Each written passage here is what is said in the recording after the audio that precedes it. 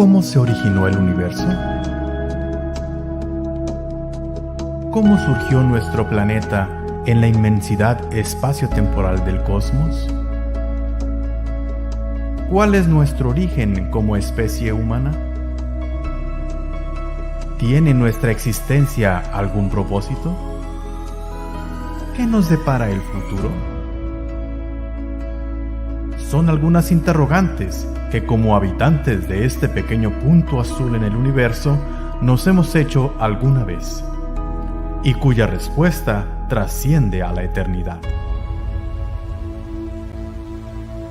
Fortalezcamos nuestra fe en estos tiempos de incertidumbre, conociendo qué dice la revelación sobre nuestros orígenes y nuestro destino.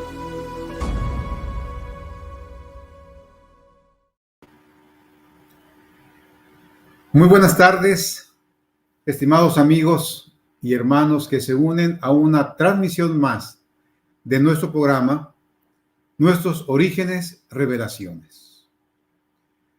Deseamos que a través de este programa, estimados amigos, nuestra creencia en un Dios creador sea fortalecida y seamos movidos también a investigar sobre estos temas tan profundos que ligan la ciencia con la religión. Gracias por acompañarnos y es también un privilegio para mí esta tarde presentar al orador. Es una persona muy conocida por varios de ustedes, estoy seguro. Me refiero al doctor Efraín Velázquez. Efraín Velázquez tiene un doctorado en Arqueología y Antiguo Testamento, y es una mezcla interesante de un científico y un pastor también, y él es actualmente presidente del Seminario Teológico Interamericano. Así que, Efraín, es tu tiempo. Estamos seguros que Dios te va a usar para instruirnos, para compartir tu conocimiento y despertar también la curiosidad para que haya preguntas y de esa forma podamos avanzar en el conocimiento de la arqueología, del Génesis que tú manejas también. Es tu tiempo. Muchas gracias, doctor González. Luciano es un amigo, un colega. Para mí es un privilegio poder estar con él en esta ocasión y con ustedes que están conectados a través del ciberespacio, ya sea por el canal de YouTube de la UM o tal vez a través de la página en Facebook.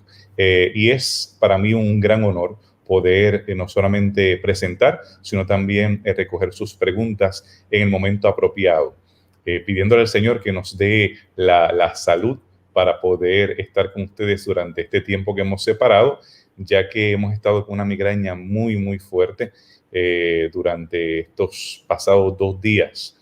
Y es un privilegio, como les dije, poder compartir este tema que habla acerca de relatos, los relatos del Génesis, si son realmente plagio o si son originales. Y precisamente voy a compartir aquí mi pantalla para que ustedes tengan acá la oportunidad de poder mirar lo que estamos mirando nosotros. Estoy casi seguro de que ya lo pueden ver. Adán y Eva, el arca de Noé, el diluvio.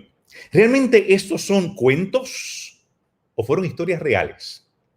Tú tendrás que decidir, y tal vez has sido bombardeado en el pasado con algunos documentales o pseudodocumentales que hablan acerca de estos relatos y cómo convergen con algunos pasajes o algunas historias que hemos recogido de la mitología del antiguo cercano oriente.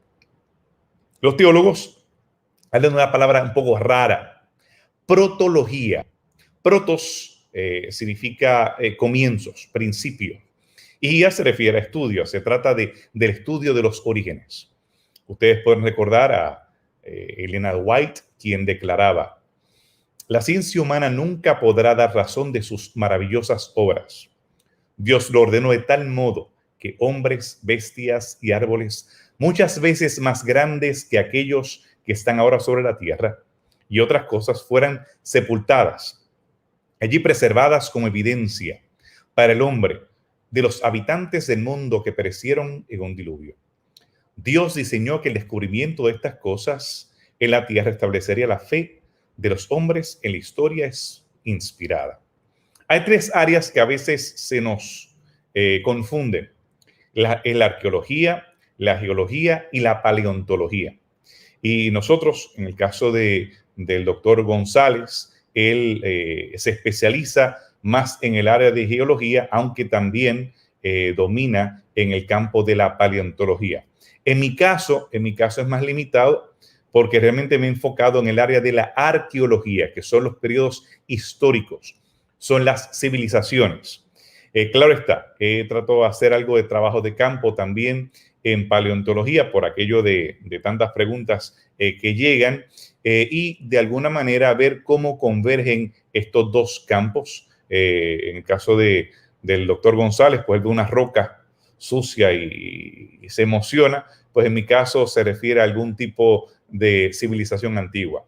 Aquí estamos precisamente en trabajo de campo, que el doctor Luciano estaba con nosotros, estábamos ahí en el área del norte de Italia, juntamente con el doctor Naulín de Geociencia, y estamos con el doctor Biaggi, que estaba retirado ya en Argentina, y son oportunidades que tenemos de hacer diferentes proyectos en trabajo de campo. Este verano ha sido un verano bien intenso. Estuve excavando precisamente, eso fue cuando estuvimos allá en la parte norte de Italia. Era un área bastante interesante y pudimos estar visitando los Dolomitas con los asentamientos, o realmente asentamientos no, asentamientos es cuando tenemos civilización. En este caso tenemos depósitos fósiles en esa área que demuestran glaciación y demuestran también el levantamiento de las placas tectónicas debido al choque de esta placa ciroafricana juntamente con la europea. Y ahí tenemos parte del trabajo de campo. Durante este verano, pues el trabajo de campo fue diferente. Aquí tenemos una ilustración de cómo los niveles se pueden contrastar donde hay dinosaurios y donde no los hay. Aquí tenemos el Cretácico y el Paleógeno. Y aquí se pregunta si algunos excavan otra cosa que no sea agua. Mis hijos se han expuesto desde pequeños a algo de este trabajo y durante este verano estuvimos precisamente en el área de Wyoming, excavando juntamente con la Universidad de Southwestern y Southern. Mi hijo, el tercero, descubrió el diente de T-Rex más grande y más completo que se ha encontrado en esa excavación allá en Wyoming. Fue una experiencia muy interesante durante este verano. Después de eso estuvimos también en área de Yellowstone, viendo la formación, esa geología, volcanes y demás. Después de eso estuve en Egipto durante una expedición en la cual pudimos ver algunos de los relatos sobre los orígenes. Para mí fue bien interesante entrar a la pirámide de Ramsés VI, donde se presenta todo el relato de la creación según la cultura egipcia. Después estuvimos en Jordania, donde había algunos lugares relacionados a explosiones volcánicas cerca del Mar Muerto. Y lo más reciente, hace unas 2 semanas, estábamos en El Salvador, donde hay algunos relatos, en este caso mayas, premayas y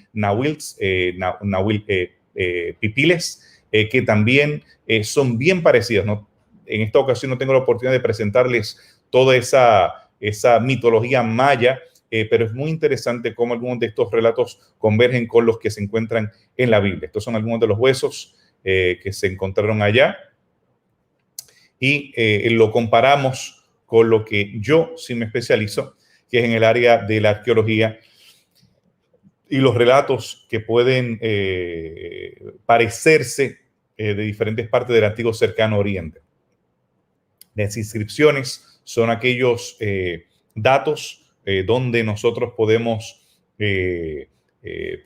recolectar algunas de las mitologías y compararlas. Aquí yo uso la maya del profesor, el doctor Yamauchi, y la uso juntamente con la mía. El texto bíblico, inscripciones, materiales y geografía, que es lo que hacemos a través de estas diferentes expediciones. Pero ¿cómo identificar noticias falsas o estos alegatos falsos juntamente con los alegatos que presenta la Biblia? En el caso de las noticias falsas, ustedes habrán escuchado acerca de Ron Wyatt, quien supuestamente encontró el arca de Noé, encontró el arca del pacto, él encontró el verdadero Sinaí y demás, y otros relatos que nos hablan acerca del diluvio y cómo eso se relaciona a los descubrimientos paleontológicos. Y la gente pregunta, ¿será la Biblia verdad? Durante el siglo XIX se encontraron relatos relacionados a los orígenes, protologías o, en este caso, cosmogonías. Por ejemplo, entre ellos estaba la Enuma Elish, que fue encontrada en el palacio de Asurbanipal, en Nínive, en la antigua Nínive, cerca de lo que hoy se considera, se le llama Mosul, que tal vez lo han escuchado en las noticias en relación a ISIS o Daesh y de la destrucción que hubo allí, donde hay 12 tablas, 12 tablillas, donde se presenta el relato de los orígenes. Y estas son las versiones mesopotámicas. A eso ya para el 1876 ellas fueron traducidas.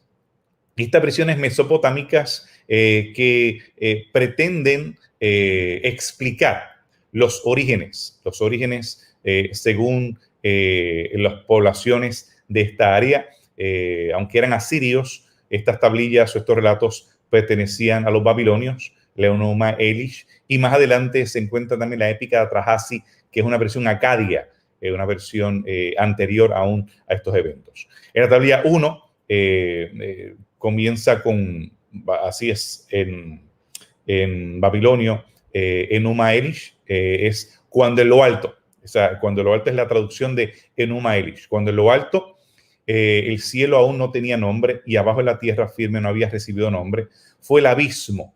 Y ahí vemos alguna ya convergencia o algo parecido con el libro de Génesis, el capítulo 1. También vemos que ahí se habla acerca de sus aguas estaban mezcladas en un solo conjunto. Y podrán recordar ustedes en Génesis 1 cuando habla acerca de el espíritu, el ruaj, que estaba sobre las aguas. Es interesante que ahí habla de cuando los dioses no habían sido creados, ni habían recibido nombre. Ahí se habla acerca de un origen aún de las deidades, ya que es notable que en los relatos del antiguo cercano oriente son politeístas, hablan acerca de una cantidad de dioses y las motivaciones para la creación son interesantes. Los dioses querían que alguien produjese alimentos que los mantuviera a ellos, y esa es una de las razones por las cuales se hacen las criaturas o los seres humanos. También continuamos leyendo, el Señor con su masa inexorable le aplastó el cráneo y abrió sus venas. Bueno, aquí vemos bastante grotesca la forma en que se prepara, y de la sangre juntamente con barro y demás es que se comienza a formar los seres humanos. También vemos, puso la mitad del cielo en forma de un techo, extendió su piel y puso centinelas y demás. También en las tablillas 5 y 6 habla acerca de cómo se coagula la sangre y entonces hace los huesos y entonces finalmente forma al hombre. Así que de esta sangre es que formó la humanidad. En la épica de Atrahasis se habla acerca de la saliva. Se utiliza la saliva, y tenemos otras épicas mesopotámicas que hablan acerca del semen de las deidades. Muy bien, esta es la épica de Atrahasis que le mencioné también. Estas, aunque es anterior, es acadia, se consigue posteriormente en otra de las bibliotecas que tenemos allá en Mesopotamia, en el área de lo que hoy conocemos como Irak. Y ahí también menciona cuando los dioses eran como el hombre.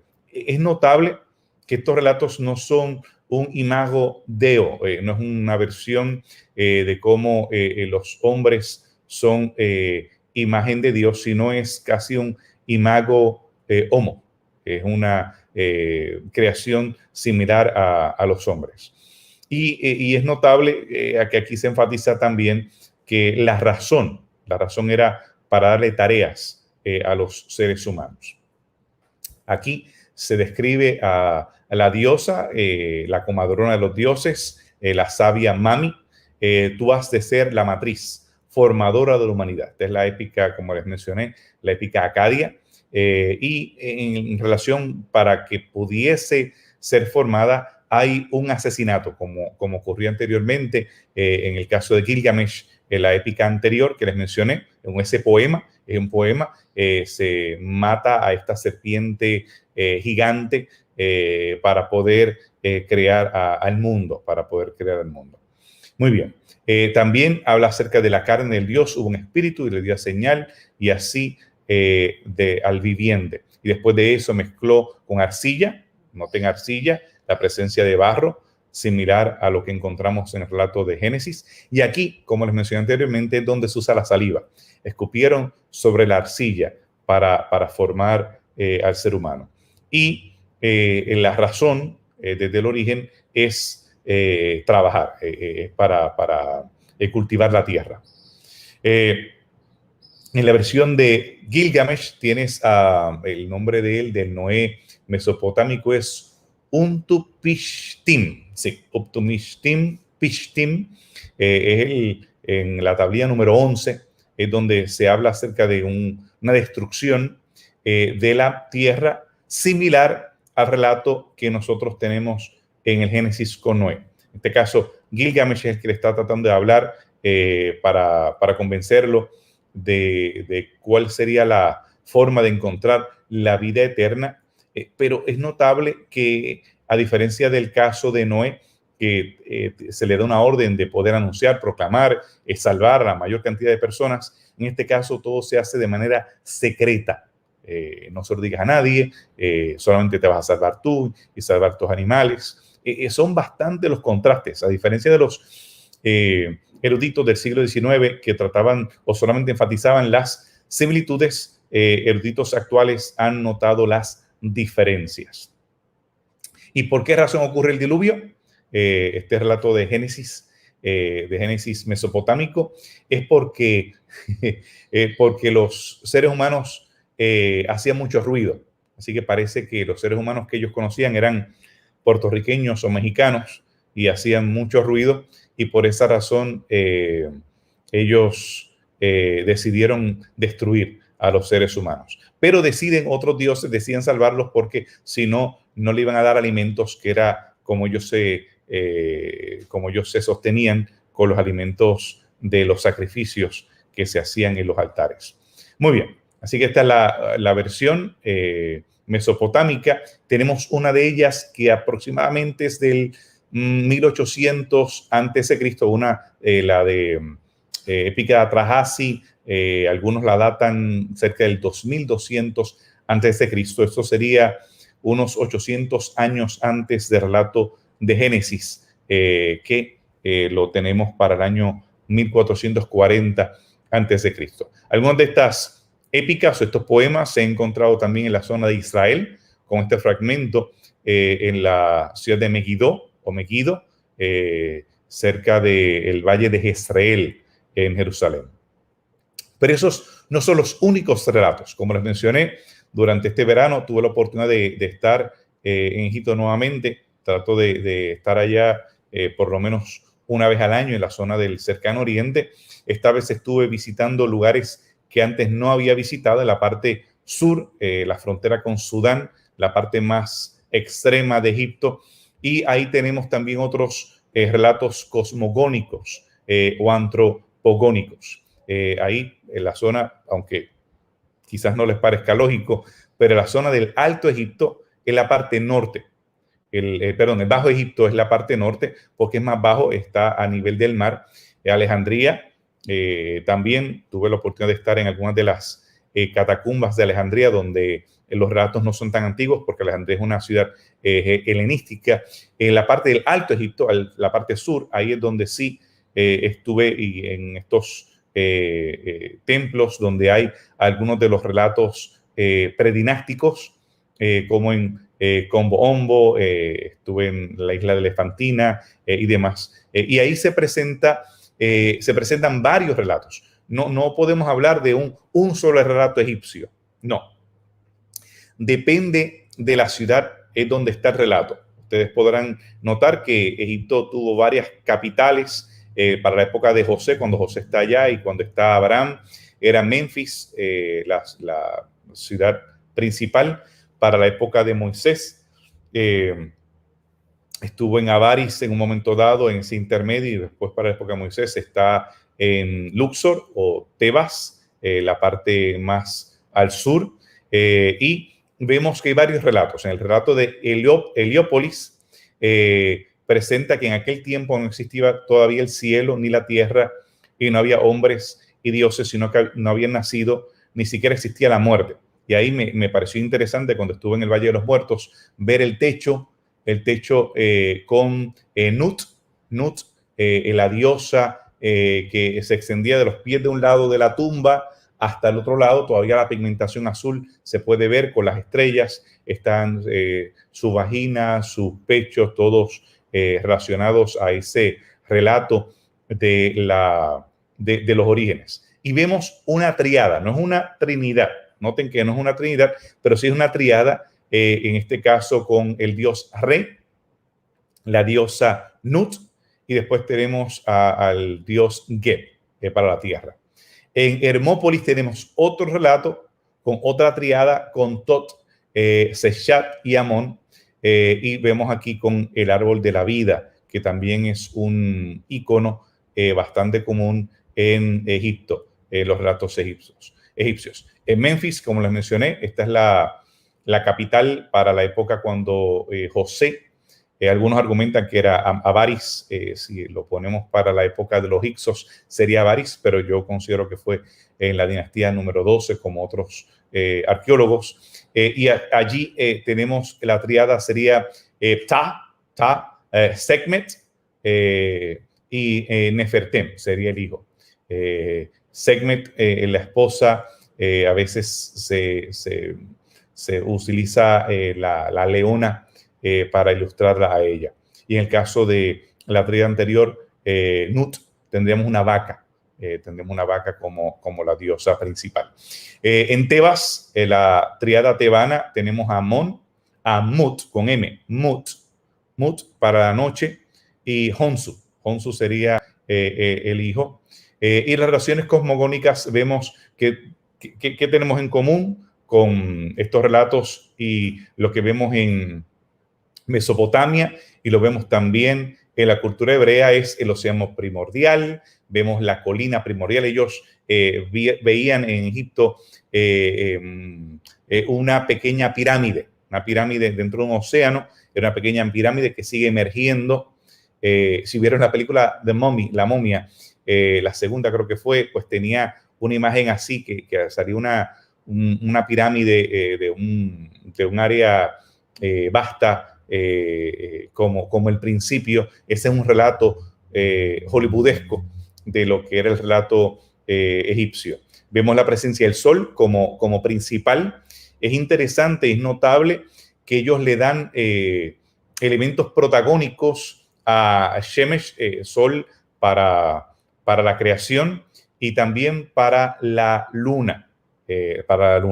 Vemos fenómenos naturales, vemos un Dios creador responsable, vemos seres humanos rebeldes, vemos los humanos que no son inmortales. Se le tiene que dar la inmortalidad. Eso es de las contradicciones, inconsistencias, perdonen que vaya hacia atrás, pero en el caso del relato de Mesopotamia, porque primero se le quiere destruir a la humanidad y después se le ofrece la inmortalidad a Upich Nut, y la muerte significa una separación de los elementos que constituyen el cuerpo, y eso es diferente en este caso al relato bíblico en cierto sentido.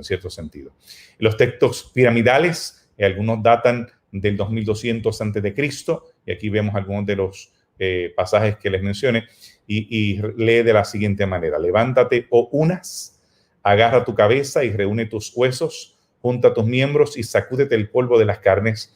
El guardián de la puerta sale a tu encuentro, te lleva de la mano y te conduce al cielo. Aquí vemos, este es el famoso libro de los muertos, donde se pesa K, donde se pesa el alma. Anubis, este es el chacal, no, nada que ver con Don Francisco, pero este es el chacal del juicio, la escena de juicio frente a Osiris, donde con una pluma de avestruz, en este caso se pesa el corazón en relación a el pasaje para la eternidad o el paraíso. Ahí vemos también en esta escena de juicio tenemos a la Ma'at, que es la verdad que va siendo evaluada en esta escena de juicio. Muy bien, en el papiro de Harris lee: al comienzo, nuevamente esto es una cosmogonía, habla del relato de los orígenes. Al comienzo solo existía el grande, inmóvil e infinito mar universal, todo un mar, agua, similar a lo que encontramos en Génesis, sin vida, pero en absoluto silencio. Aún no había ni alturas, ni abismos, ni principio, ni fin. Este es más o menos el relato como se presenta allí. Pero en el principio llegó Ta. Ta trajo la forma de Nun y Naunet, estas primeras aguas, y como había ansiado Ta, le había deseado vivamente y pronunció con su boca el orden. Así que también tenemos una creación hecha con palabra, pero no es ex nihilo. Siempre había elementos anteriores. Siempre había elementos anteriores y sí se sopla, aquí interesantemente, un aliento de vida. ¿Para qué es el propósito? El propósito es para los trabajos y las artes manuales. La razón por la cual son creados los seres humanos es para que los dioses descansen. Y notan que y esto es común en el relato mesopotámico y el relato egipcio, es una declaración política.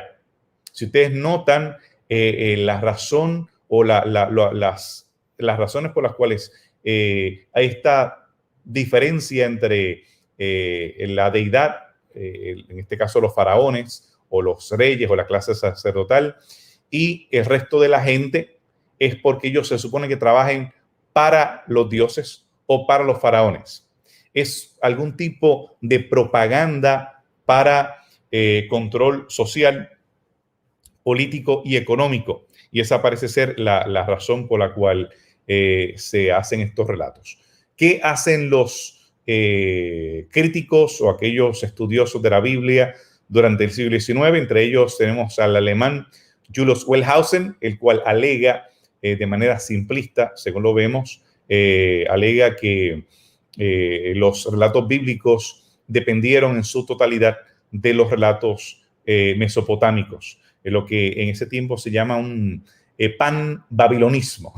Todo provenía de Babilonia. Pero en las décadas recientes se ha comenzado a reconocer que las narrativas hebreas son bien sofisticadas, no son tan simplistas como estos eruditos aseguraban. Algunos de ellos hasta se burlaban del hebreo como algo primitivo, incluso como algo ridículo. Pero ahora se ha reconocido la complejidad de los relatos bíblicos y, irónicamente, se han considerado entonces fake news o noticias falsas, estos mitos que relatan los orígenes con una estructuración literaria similar, como si fueran simplemente dependientes unos de los otros. Lo que ahora tenemos lo vemos como algo más complejo y vemos sobre todo un propósito ético más elevado en lo que se encuentra en el relato de Génesis, en este relato hebreo. También notamos las diferencias con estos relatos, son la aparición de los ambientes físicos, que es diferente en el caso de Génesis que en el caso de los relatos mesopotámicos o los relatos egipcios. También vemos la dinámica la motivación siempre egoísta en los relatos mesopotámicos y en los relatos egipcios. También entre las diferencias está la preexistencia de la materia prima, también los elementos del cosmos, el cielo y la tierra como unidos. En el caso del relato bíblico, Dios crea de la nada. Les mencioné también la presencia de muchas deidades, como ya sea las triadas, o en el caso de Gilgamesh tenemos varias deidades allá. Y también el hecho de que es más un imago homo que un imago dei. Dios le da a su pueblo un relato de orígenes de acuerdo con un designio, con un propósito, con una meta. Y notan también el relato bíblico tiene una idea de redimir, de elevar, de poder sacar de un estado de pecado o un estado de caída para elevarlo y restaurarlo a una comunión con Dios, dándole la oportunidad de tener vida eterna, y no es que la tienen que buscar por sus propias fuerzas. También le muestra que había precedido y es hecho, y la redención es un elemento principal de distinción en estos relatos. La señora White declara: nunca reveló Dios al hombre la manera precisa en que llevó a cabo la obra de la creación, pero sí nosotros podemos escudriñar estos secretos. No lo podemos hacer de manera absoluta, pero el poder creador es tan incomprensible como su propia existencia. ¿Y por qué incluyo esta cita aquí? Porque al fin del día, nosotros tenemos que reconocer que nuestras presuposiciones van a determinar bastante en cuanto a lo que nosotros vamos a determinar como una conclusión sobre cuál relato es original. Aquellos que quieren creer, que asumen como una presuposición que el relato mesopotámico es el original, pues miren, yo, aún como arqueólogo, no tengo mucho que contribuir ahí, porque es una idea preconcebida que se tiene. Y en el caso de aquellos que tienen una confianza en el relato bíblico, que ven redención en este relato bíblico, pues entonces van a reconocer que este relato tiene precedencia al relato mesopotámico. ¿Cómo podemos explicar estas convergencias? Pues alguno pudiese decir que es uno es dependiente del otro. Tenemos relatos similares, especialmente cuando hablamos de cataclismos, como es el caso del diluvio o el relato de la destrucción del mundo. Lo vamos a ver tanto en Australia, en Hawái, lo vamos a ver en partes de Asia y otros lugares. Algunos pudiesen decir que uno es dependiente del otro. Yo prefiero pensar que hay un relato original que tanto tuvieron acceso los mesopotámicos, los egipcios, como los hebreos, pero en el caso del Génesis es casi una apología para defender el relato que Dios le revela a Moisés. Por lo menos esa es la presuposición que yo tengo al leer el relato bíblico, y en esa es que me amparo, viendo la consistencia que tiene y viendo los elementos que yo he mencionado como de mayor confiabilidad, y los contrasto con los relatos de Mesopotamia y los relatos de Egipto. Muy bien. Si tienen preguntas, este es el momento para poder entretener esas preguntas. Yo pudiese hablar un poco más acerca de las conclusiones, pero quiero hacerlo tal vez después de las preguntas, dando la oportunidad que sean los colegas, aquellas personas que están conectados, los que inicien las preguntas. Muy bien, gracias, Pastor Velázquez, por tu muy informada conferencia. Sin duda, quienes escuchan han aprendido bastante, pero también deben tener dudas, también deben tener interrogantes. Antes de entrar a esa sesión de preguntas y respuestas con el doctor Velázquez, quiero informarle al público, como siempre le hacemos, sobre la conferencia del próximo sábado. El próximo sábado tendremos con nosotros al doctor Harvey Alférez. Él es colombiano, él es especialista en ciencia de datos y nos va a dar la conferencia titulada Los agentes computacionales inteligentes requieren un diseñador. Generalmente hablamos de diseño en la biología, en el mundo físico, en el sistema solar, etc. Sin embargo, Harvey va a abordar ahora el asunto del diseño desde la perspectiva de los datos, la ciencia de datos, algo muy actual, algo de interés para muchos profesionistas y para la iglesia en general. Así que los invitamos para que el próximo sábado también nos acompañen a la misma hora con el doctor Harvey Alférez en la conferencia Los agentes computacionales inteligentes requieren un diseñador. La pregunta que va a contestar es, ¿qué podemos aprender sobre leyes, diseño y complejidad en el mundo de la computación? Sin duda un tema interesante y de mucha actualidad. Así que los invitamos para que no se pierdan esa conferencia y recuerden que también los invitamos para que accedan a nuestra página del Instituto de Geociencias de la División Interamericana, grisdadia.org. Es un sitio web que estamos tratando de enriquecer cada día, cada semana, tratando de poner nuevo contenido, noticias, artículos de interés. De hecho, Efraín, si tienes algún artículo que queramos publicar, aquí lo podemos publicar también. Estamos invitando a los científicos de nuestra iglesia para que compartan sus producciones y podamos aquí compartirlas también a través de este sitio web, ¿sí? Así que los invitamos para que nos acompañen también accediendo a este sitio las veces que quedan necesarias. Gracias, entonces. Tenemos ahí un sitio de noticias relevantes también que estamos enriqueciendo frecuentemente. Muy bien. Ahora sí, doctor Velázquez, el público está muy activo como todas las tardes de los sábados, se ponen muy activos todos y qué bueno. Hay saludos, hay comentarios y me gusta iniciar con la persona que se conectó primero al programa. Ahora fue Yasmín Ramírez, no dice de dónde se conecta, pero está saludando. Bienvenida, Yasmín. Felicidades por ser la primera que se conectó con nosotros esta tarde. Bienvenida. Y sin duda también tienes preguntas, así que aquí está el doctor Velázquez, ansioso de contestar. Sonfal también nos saludó con feliz sábado. Johan Beltrán, buenas tardes, hermanos, desde Bogotá, Colombia. Irán González, desde Carranza, Veracruz. Mónica Herrera, saluda, feliz sábado. Mildred Navas también saluda. Bárbara de Molina, esa hermana saluda de Guanajuato. Isabel Tames Loria, desde Alajuela, Costa Rica. Ahí están cerca donde estás tú, Efraín.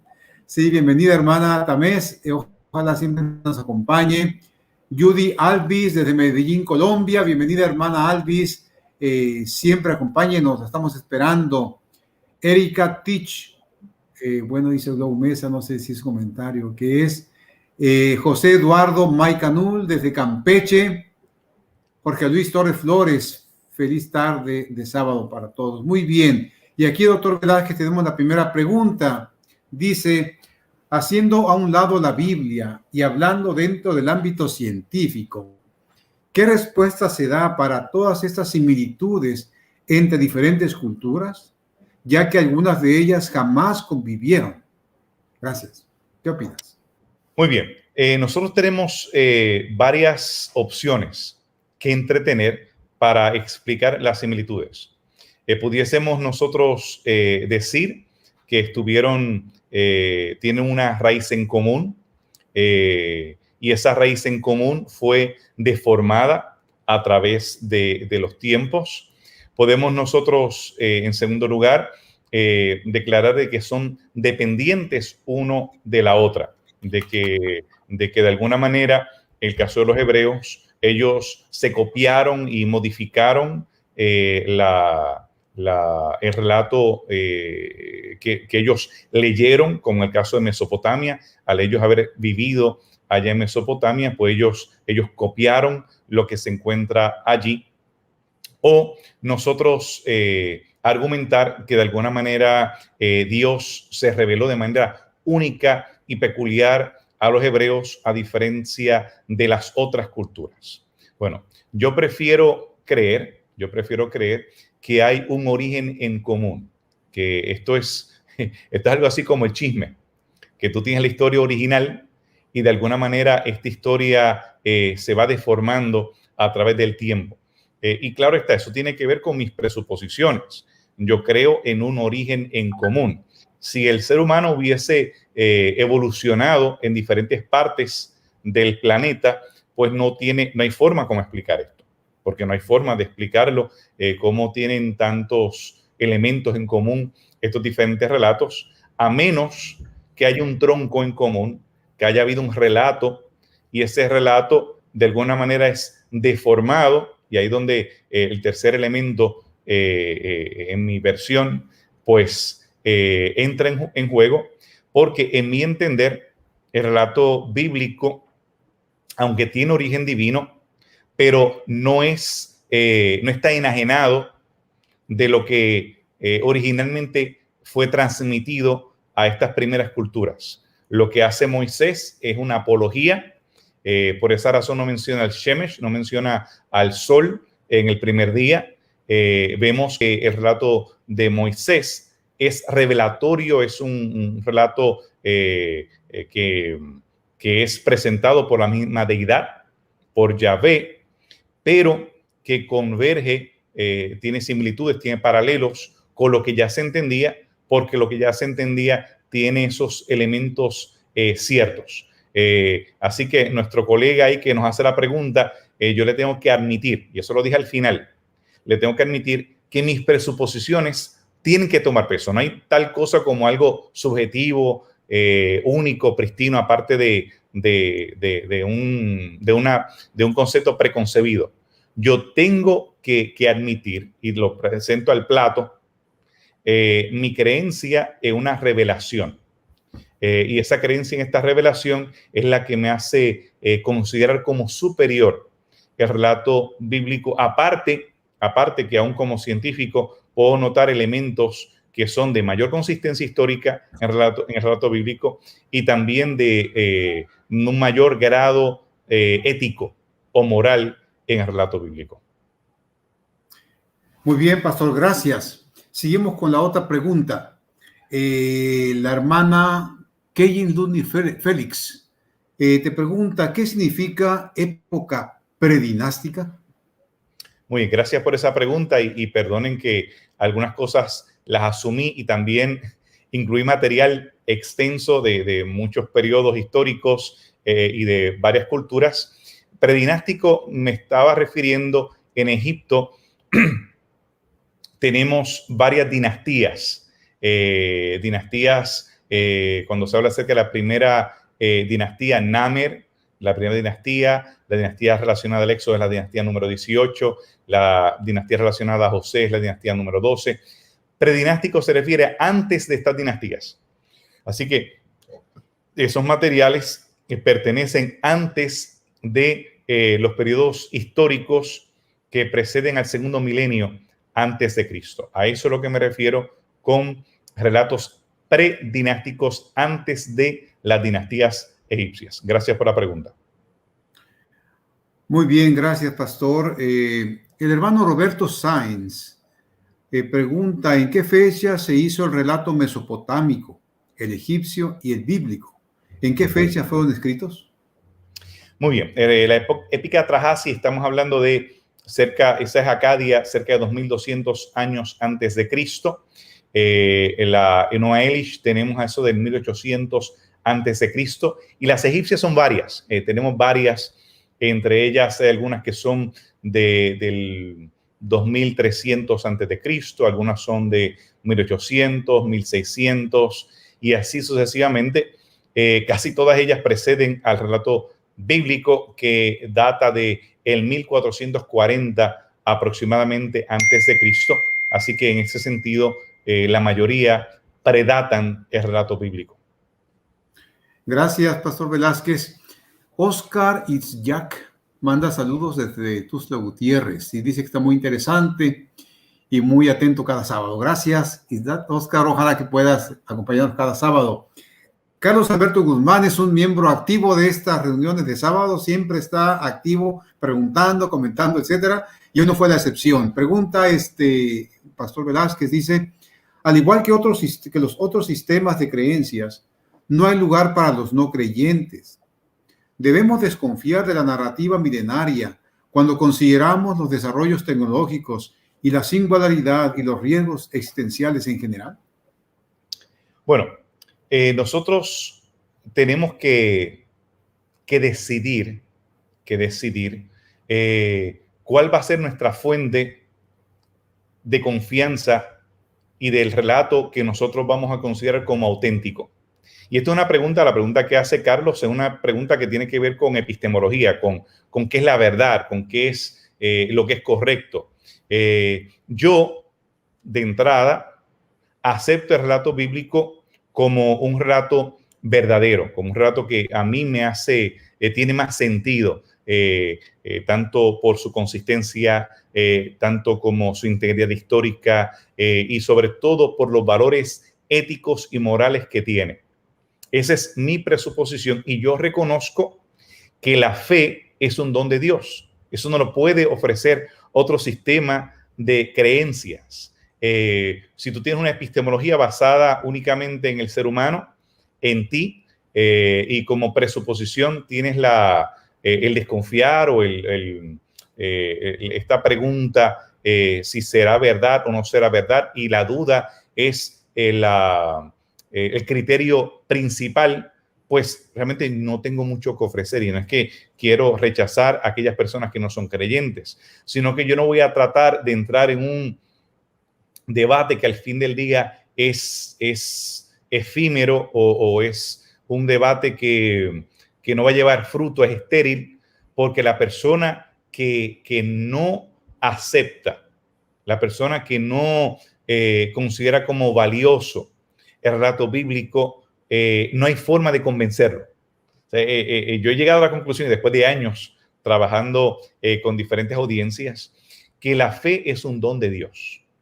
La fe es un don de Dios. Yo puedo presentar la data, la coherencia de la data, la consistencia de la data, la antigüedad de lo que estoy presentando, pero al fin del día esto es una experiencia de fe, una experiencia en la cual usamos nuestras neuronas al máximo, pero la experiencia del corazón es una experiencia que solamente la hace el Señor.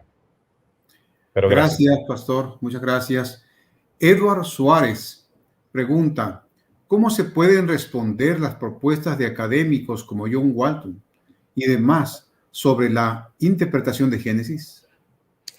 Conozco a John Walton, un hombre muy especial, trabajó en Wheaton, ha trabajado por muchos años allá, y yo creo que ha contribuido mucho a nuestro entendimiento del Antiguo Testamento.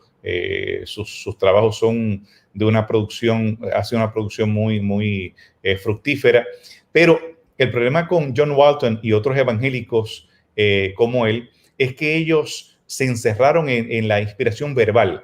O sea, para ellos esto es bien cuadrado, a unos 6,000 años con 4 horas o lo que fuera. El universo, todo tuvo que ser en ese momento. Ellos no dan espacio a que haya una brecha entre Génesis 1 y Génesis 2.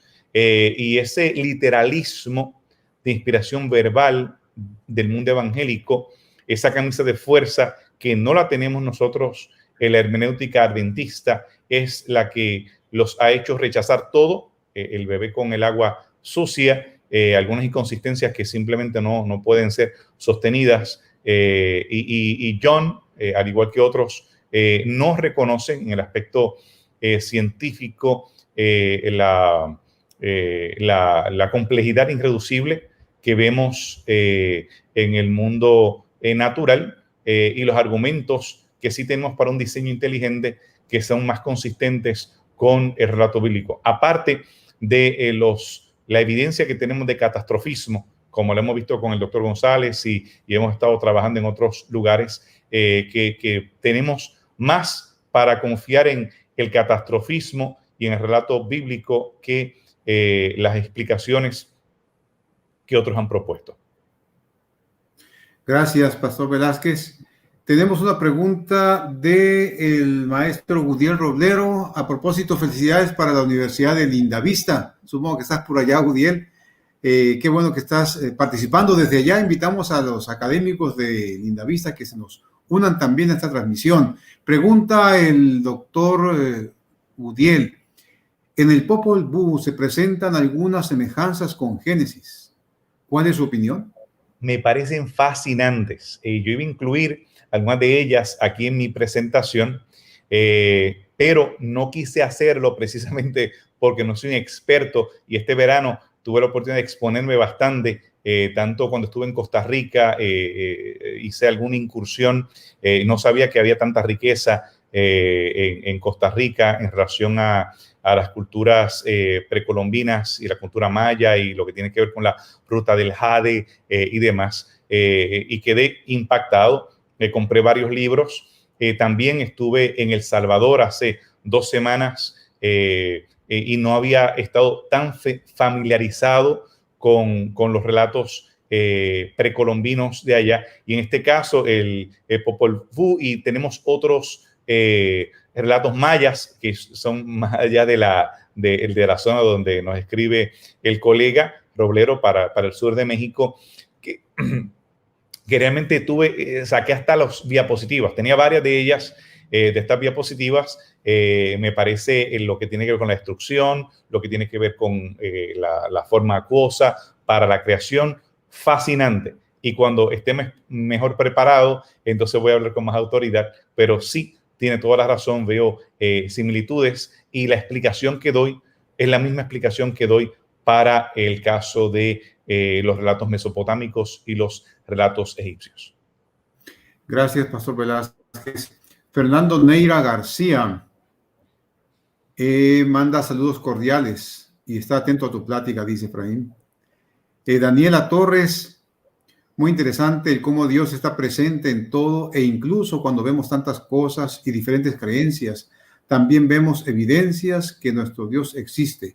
Muy buen tema. Gracias, hermana Torres. Gracias al pastor Velázquez que comparte con nosotros. Elizabeth Lara Rivera pregunta, ¿en qué momento o año escribió Moisés el Génesis? Muy bien.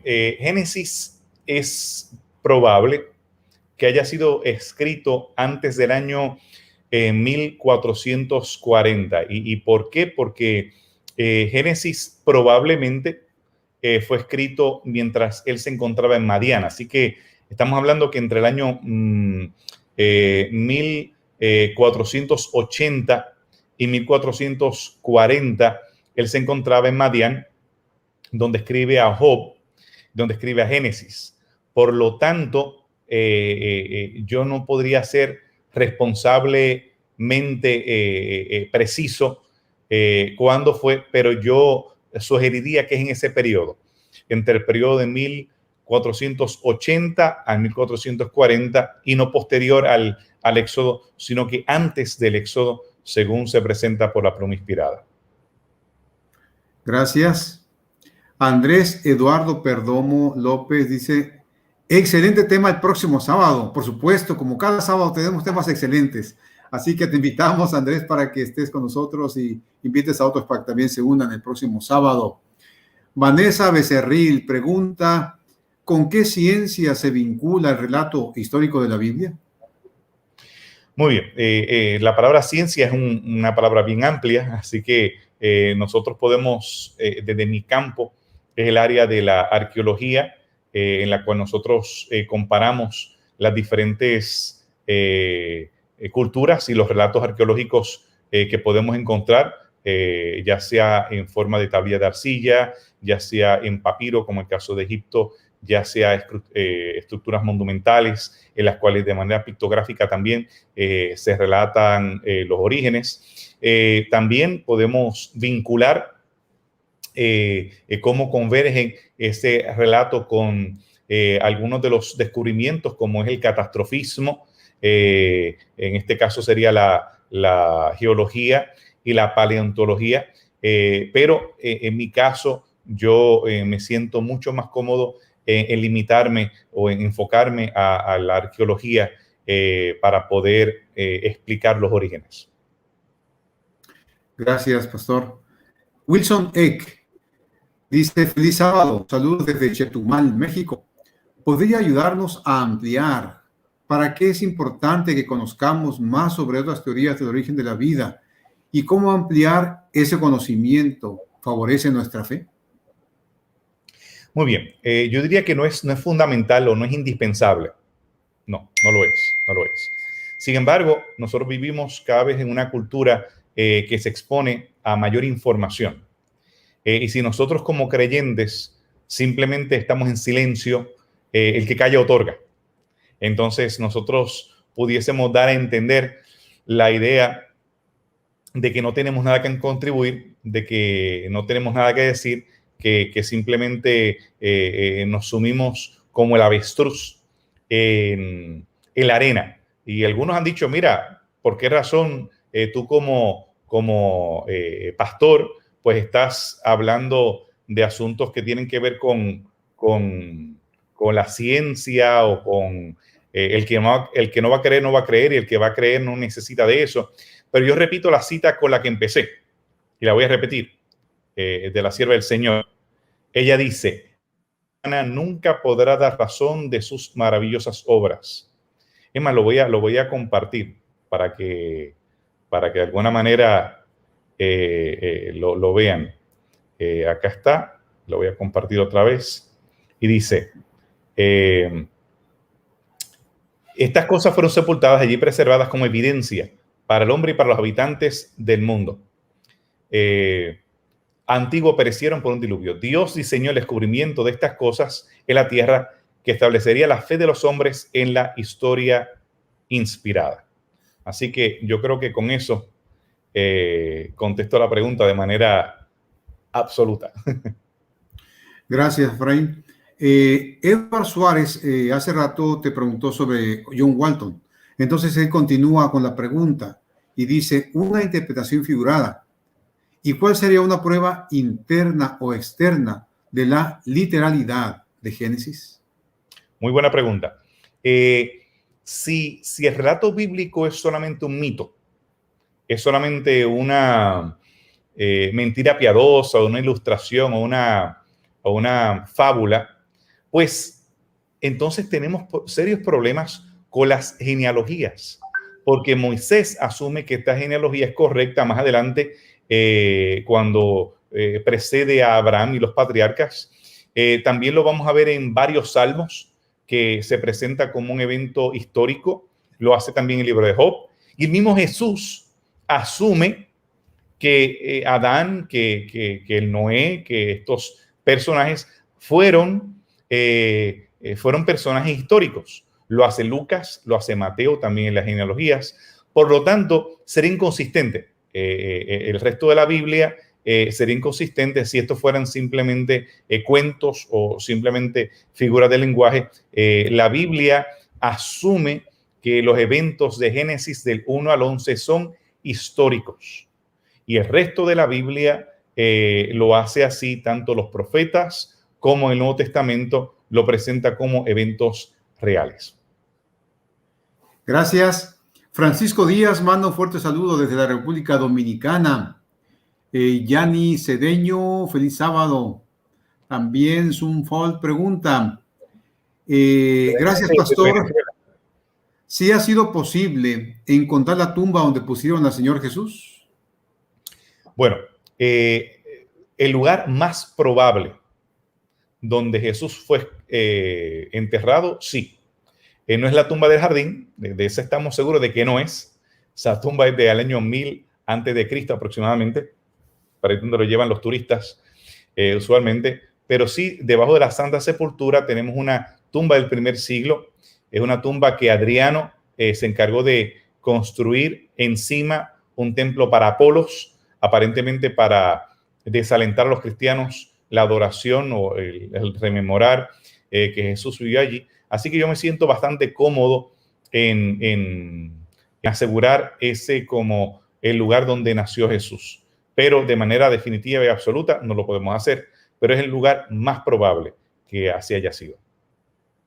Gracias. Julio César Ceballos Ramos. La mitología griega, nórdica, etcétera, pudieran también ser historias verdaderas que se fueron por mucho del original. Si es así, se puede decir que sus historias pudieran ser antediluvianas.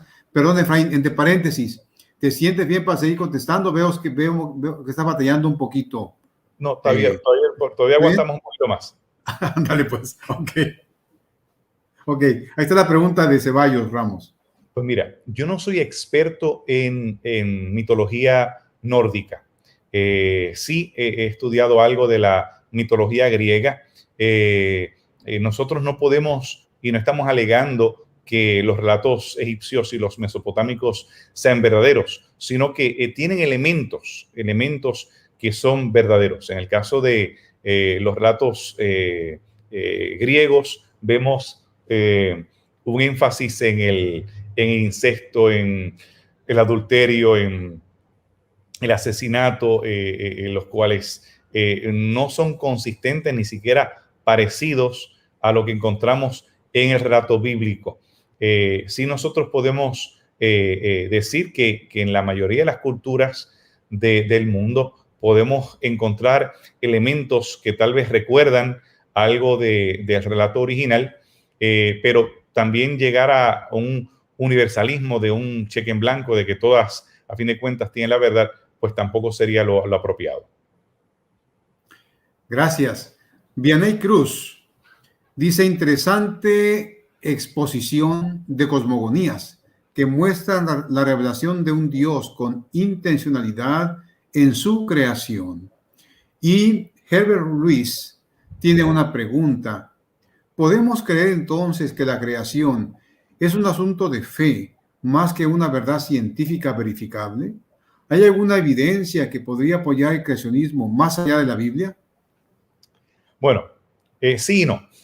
Sí y no, porque sin lugar a dudas, nosotros tenemos evidencia más consistente, y yo argumentaría eso con todo, sin temor a equivocarme. Nosotros tenemos una evidencia más consistente para diseño inteligente. Nosotros tenemos evidencia más consistente para complejidad irreducible que lo que hay para la evolución. O sea, el relato de la evolución sí requiere mucha fe. Para el relato de la evolución y de los años, el uniformismo, como tú conoces mejor que yo, en el caso de la geología, se requiere mucho más fe que para el relato bíblico. Sin embargo, ellos no quieren admitir eso. En el caso de nosotros los creyentes, yo creo que sí tenemos bastante consistencia en lo que hemos encontrado a través de la paleontología, a través de la geología. Es verificable cuando hablamos acerca de los eventos volcánicos, cuando hablamos acerca de los eventos catastróficos. Sí, nosotros podemos utilizar estos elementos científicos para apoyar el creacionismo, y no solamente debemos ampararnos en la Biblia, sino que debemos tener una fe informada, una fe la cual sea responsable, y por esa razón estamos donde estamos. Estas tertulias y estas charlas, yo creo que hacen una contribución muy notable para demostrar de que sin lugar a dudas sostienen el relato bíblico y son convergentes y no mutuamente excluyentes. Muy bien, gracias. Los hermanos de Guatemala están también muy activos cada sábado con nosotros, siempre nos acompañan allá bajo el liderazgo del ingeniero Ragankov, que siempre está con nosotros. Dicen: saludos, doctor Velázquez. En Guatemala, la cultura maya tiene un libro sagrado llamado el Popol Vuh, lo que dijo hace rato el doctor Gudiel. En ese describe que el hombre fue creado del maíz por la abuela Ixmucane. En los relatos de la creación de otras civilizaciones, ¿es común que haya un creador y no creación espontánea? ¿Es común que en esos relatos sean deidades los creadores o creadoras? Sí, es notable que en la mayoría de estos relatos, y qué bueno que no me aventuré a hablar acerca de los relatos mayas, porque entonces hubiese he tenido expertos o más expertos que yo en el área para preguntar, pero sí, lo notable es que no es ex nihilo. En el caso de la Biblia, es ex nihilo, proviene de la nada. Y sí, si ponen la pregunta otra vez, se lo agradezco para ver algo. Sí, también es común que en estos relatos sean varias deidades las que son las creadoras. Y me parece fascinante lo que nosotros podemos encontrar en los relatos mayas, relatos muy avanzados, y que yo considero que será una contribución de alguien que pueda ir punto por punto analizando los elementos de convergencia que hay y los elementos de diferencia, como yo lo he podido hacer y otros lo han podido hacer con los relatos mesopotámicos y egipcios. Muchas gracias. Gracias, Pastor Velázquez. Sunfall pregunta, ¿qué información real hay en cuanto al encuentro de el Arca del Pacto y el Arca de Noé? Muy buena pregunta y le agradezco. Ron Wyatt, él alegaba haber encontrado el Arca de Noé y el Arca del Pacto, pero desgraciadamente ninguno de estos alegatos han podido ser corroborados. Precisamente, a mí se me ha hecho imposible poder participar de estas expediciones, pero nuestro colega, amigo tuyo y mío, Raúl Esperande, y mi profesor, Randall Yonker, también un gran amigo, han estado en intentos para ir a Turquía, a la zona del Ararat. Hace como 3 semanas, creo es que el último intento que estaban tratando de hacer, pero se ha hecho bien complicado el poder ir hacia allá. Cuando excavamos acá en otros lados, pues excavamos usando palas y picos. Allá a veces tienen que usar sierras de cadenas para trabajar en la nieve, y si hay una nevada al otro día, pues todo lo que hicieron pues se tapó, y no hemos encontrado nada de que asegurarnos de que esto sea el Arca de Noé. La madera que se ha encontrado es de monasterios armenios que no datan de milenios de la época de Noé, nada que ver. Y lo mismo lo que tiene que ver con el Arca del Pacto. Ron Wyatt aseguraba que encontró la mitad del paquete cromosomal, 23 cromosomas y cualquier otra cosa que es simplemente descabellado y contradice el libro de Hebreos. Los alegatos de Wyatt simplemente son antibíblicos y blasfemos, a pesar de que él lloraba y él hacía todo un asunto bien conmovedor, pero desgraciadamente no hemos podido corroborar ninguna de sus alegaciones. Gracias, Pastor.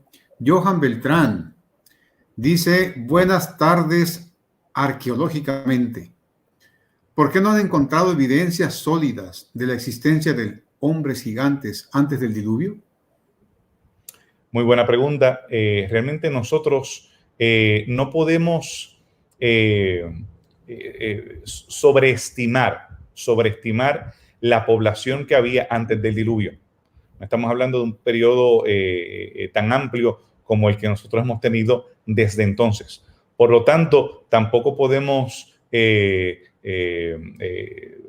nosotros subestimar el hecho, este es el contrario, subestimar el hecho de que los seres humanos estaban viviendo en zonas en específico, no estaban regados tanto como en la actualidad.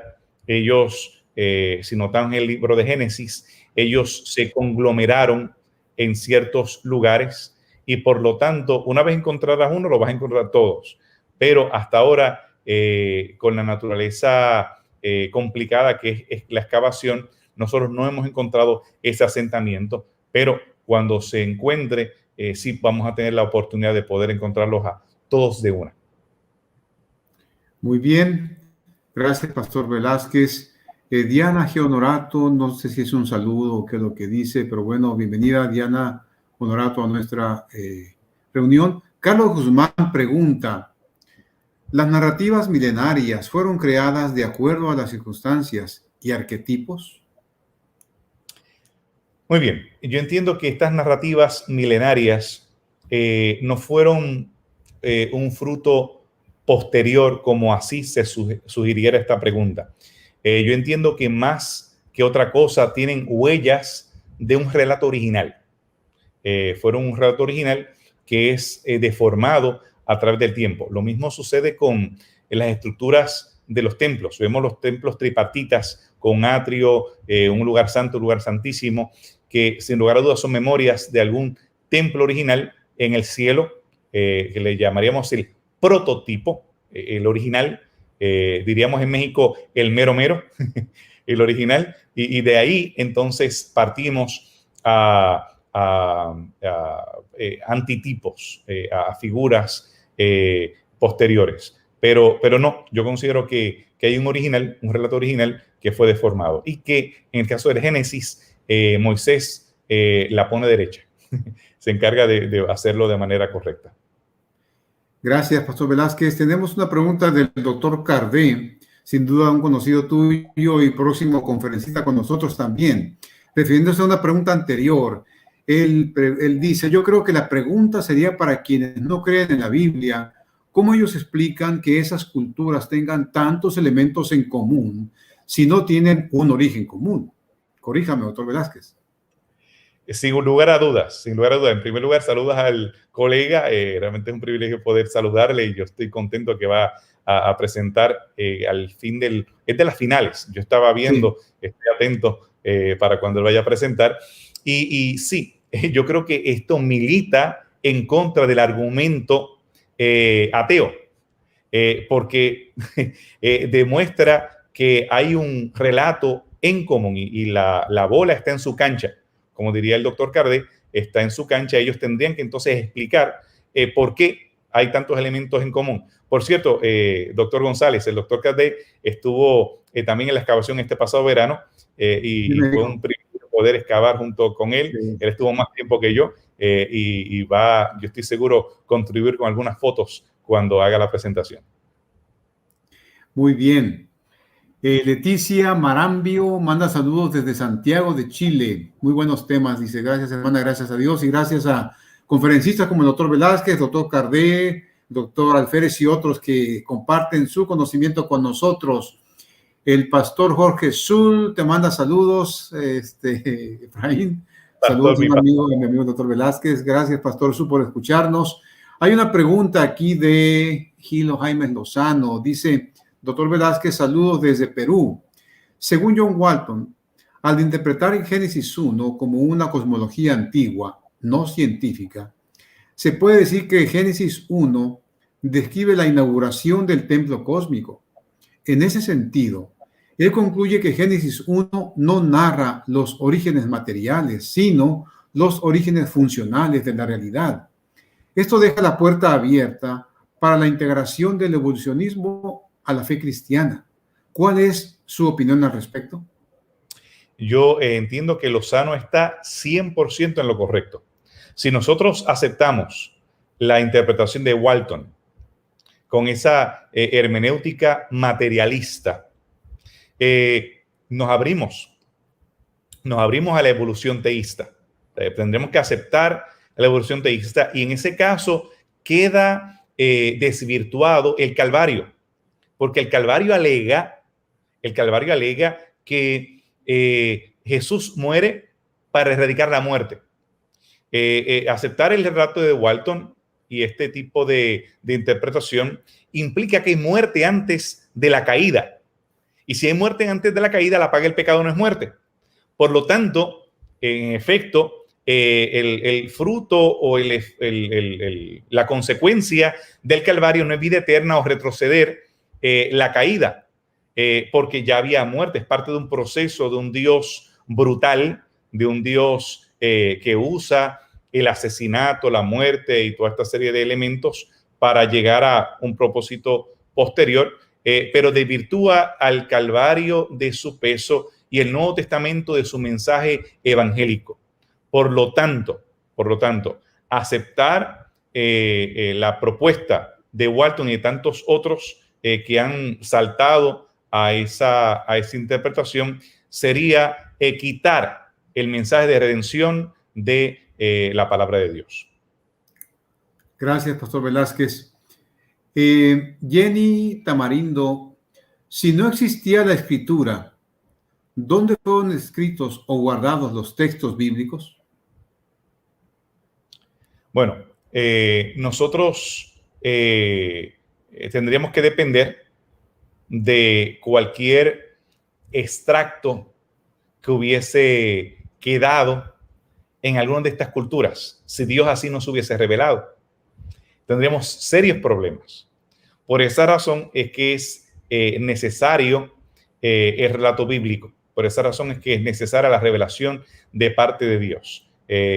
Y no sé si está hablando de la escritura en específica, lo que hemos encontrado recientemente, pero hasta el año 1947 no había relato o copias de la Biblia hebrea que fueran más antiguas que el año 1000 después de Cristo, lo cual es un serio problema. Pero en la actualidad tenemos copias de la Biblia que preceden hasta 300 años antes de Cristo. Y lo interesante es que no se contradicen con el códice sinaítico o el códice de Alepo, que es el más antiguo que tenemos de 1000 años después de Cristo, y hemos podido corroborar la consistencia y la fidelidad de estos relatos. Por lo tanto, no tenemos razones por las cuales dudar y tenemos muchas copias. A propósito, este pasado mes de marzo se publicaron algunas copias del libro de los profetas menores que fueron encontrados en la Cueva de los Horrores, donde se encontraron 40 cuerpos desmembrados de la rebelión de Bar Kokhba del año 135, que también son consistentes con el relato bíblico. Muy bien, pastor, muchas gracias. Está el público muy activo, tenemos muchas preguntas, seguramente no vamos a alcanzar a contestar todas, pero agradecemos a los hermanos, a los amigos que se unen y que se unen tanto que nos mandan preguntas, comentarios. Eso es el objetivo de este programa, que juntos nos instruyamos, compartamos conocimiento. Elizabeth Lara Rivera tiene un comentario. No debemos ignorar la participación del enemigo de Dios en las mentes de las personas para inventar la creación de la humanidad, aunque sean científicos.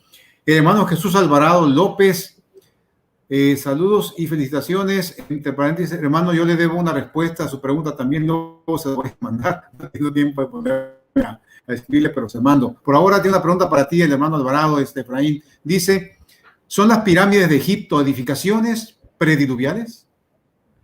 No. Nosotros cuando hablamos acerca del diluvio debemos recordar que la composición geológica de la Tierra era diferente. Tenemos a esta estructura, por decir una estructura, a Pangea, la forma era diferente.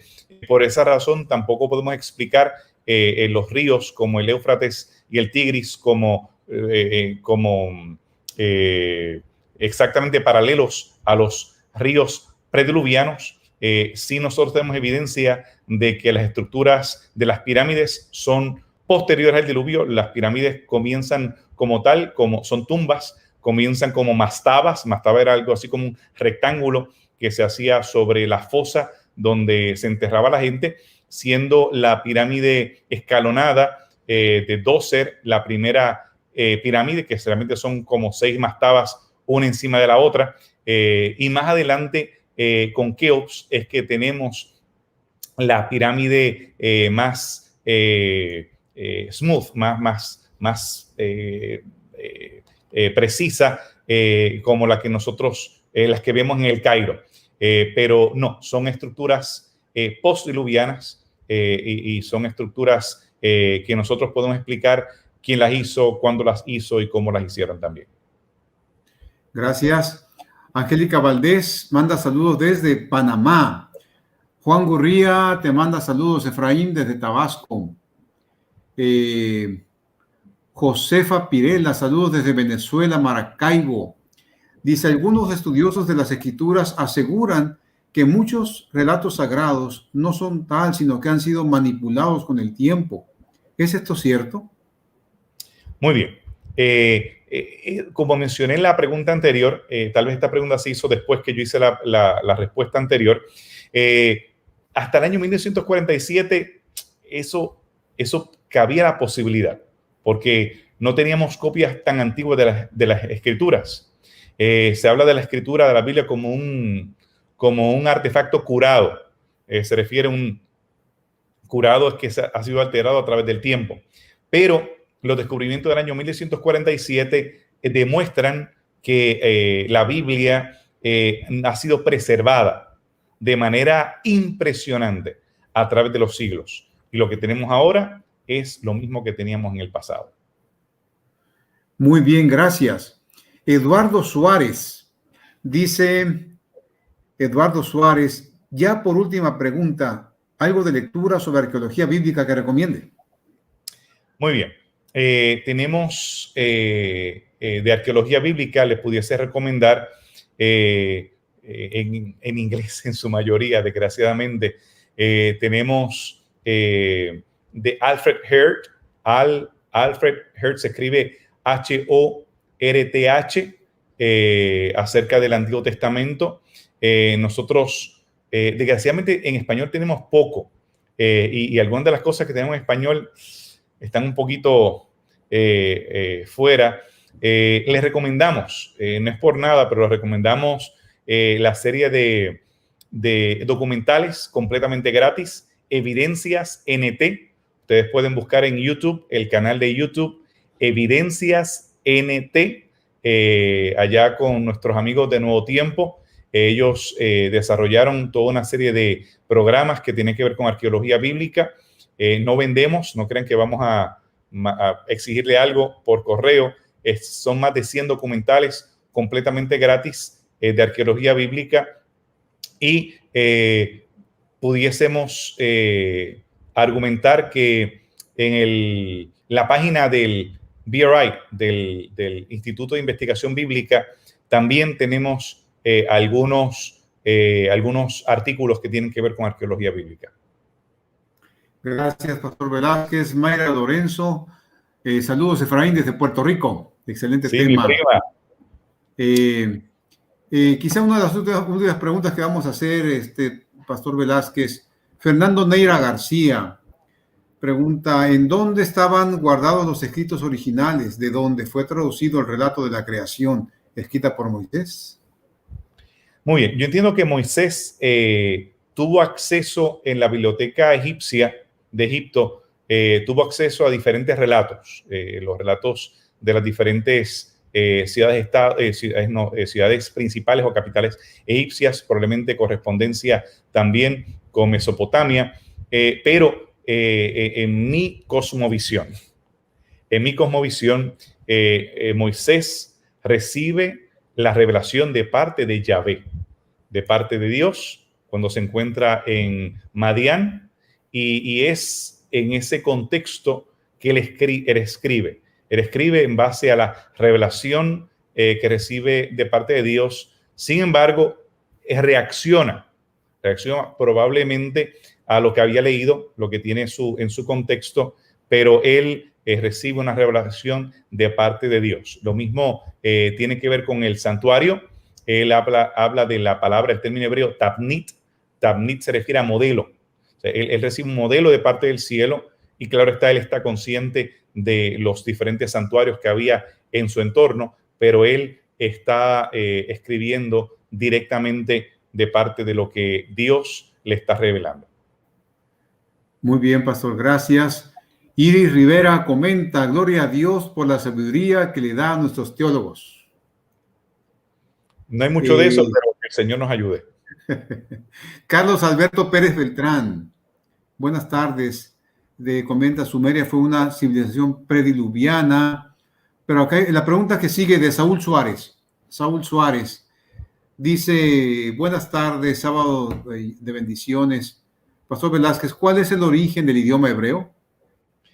Muy bien. En cuanto a primer lugar, los sumerios son postdiluvianos. Y en cuanto al origen del hebreo como lenguaje, nosotros tenemos evidencia del manuscrito, de los escritos protofenicios y el protohebreo. Por ejemplo, en el caso de los sumerios, para usar un ejemplo, y los acadios, tenemos lenguajes que son silábicos, o sea que hay un símbolo para ka, ke, ki, ko, ku, y así tenemos entonces más de 300 símbolos. En el caso de los egipcios también tienes los monitos o tienes estos dibujitos que también son silábicos. En el caso del hebreo tenemos 22 caracteres. El primero, para que se le haga fácil a nuestros amigos conectados, la cabeza de una vaca es el alef, y la cabeza de una vaca es así, ¿verdad? Y esa es la que finalmente se convierte en la A o la alfa. Tienes el dagesh con un pez y así sucesivamente. Son consonantales, no hay vocales en el hebreo.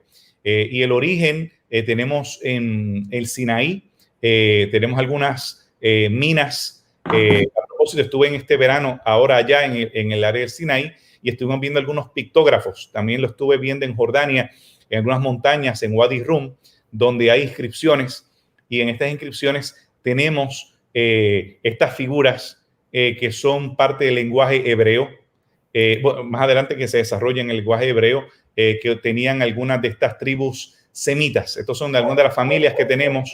Si recuerdan a Sem, Cam y Jafet, los hijos de Noé, pues en este caso la lengua hebrea pertenece a los semitas del oeste, parte de las lenguas semitas del oeste, a diferencia de las indoeuropeas, como es el farsi, iraní y otras lenguas, y las germánicas que están relacionadas a las iraníes o las de ario. Eso es en resumen algo que pudiésemos estar hablando 3 horas, pero no es el tema.